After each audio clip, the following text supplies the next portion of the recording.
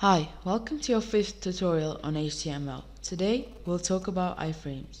Iframes are basically pages that are displayed within your web page. To start, let's write the iframe tag, and our iframe tag has the attribute src, which is source. So let's insert a link here. So type 2 quotation marks. So before our URL, we have to type in http:// and whatever our URL is. For me, I'll use news.sky.com, and let's refresh our page. So when we refresh, you can see that within our web page we have a page that is news.sky.com, and we can scroll through it, etc. So let's try doing the same thing with an HTML file. What we're going to do is go to our folder and just pick an HTML file, an old HTML file, or anything that you'd like. So for me, I'll pick html3.html. And if we open this up, if you can remember from our hyperlinks and images tutorial, we made this web page, and the name of this web page is html3.html. So what we do first is close our iframe, our first iframe tag, and let's open another one. So iframe src, and now let's type in our file name. So our file name is html3.html, and we close this, and let's add in a line break here so we have some space in between, and let's save this and go to our web page and refresh.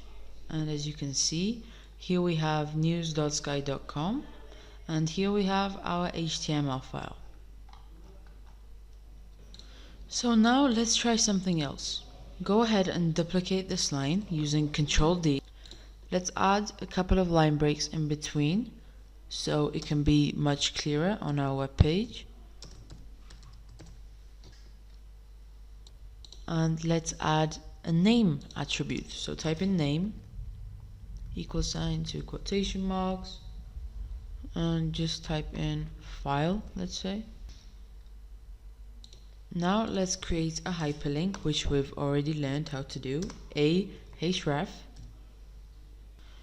=, 2 quotation marks, and type in, let's say, news.sky.com again. So http:// news.sky.com, and let's close this,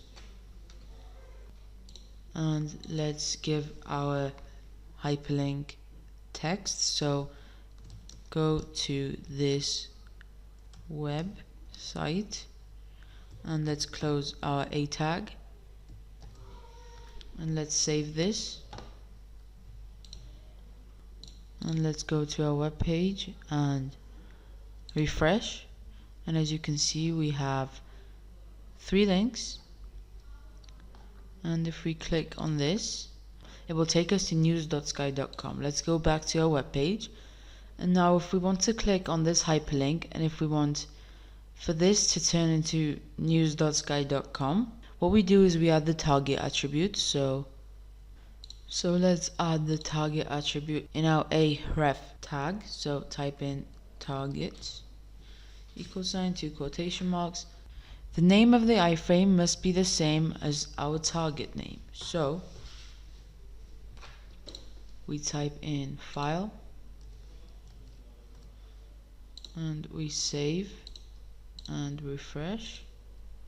And now if we click on our hyperlink, which is go to this website, this will take us immediately to sky.news.com. We can also resize our iframe by using the height and width tags. So in one of our iframe tags, let's create a width and height attribute. So let's go to the second one, let's say, and we can type in width, 2 quotation marks, and 200, and we can also add height, and let's change this to 300. And now pay attention to our second iframe, and as you can see, its size has changed. So this is the default one that you'll get, and this is one where we've changed the size. As you can notice, our iframes have borders. So to remove our borders, what we do is we add the frame border attribute. So let's type in frame border equals sign, 2 quotation marks. So 1 is default, which is yes, there will be a border, and 0 is no border. So let's type in 0 and save and refresh. And as you can see, our first iframe does not have a border. So to get rid of the scroll bar, which are these things, as we know, what we do is we type in the scrolling attribute. Let's do that on our second iframe. And what we do is type in scrolling, 2 quotation marks, and our options are yes, no, or auto. So if your web page has a scroll bar, writing auto will mean that yes, it will have one. If it doesn't, it won't. If we write no, that means there's going to be no scroller. And if we write yes, even if there is one word on your web page and no scroll bar, there will be a scroll bar. So if that doesn't make sense, let's check it out and see. So if you write yes, this is for our second iframe. You can see that we have one. And let's change the size of our second iframe. So let's have our width to 200 again, and let's change our height to 100. And let's save this. And as you can see, I still have my scrolling, I still have my scroll bar. And let's type in no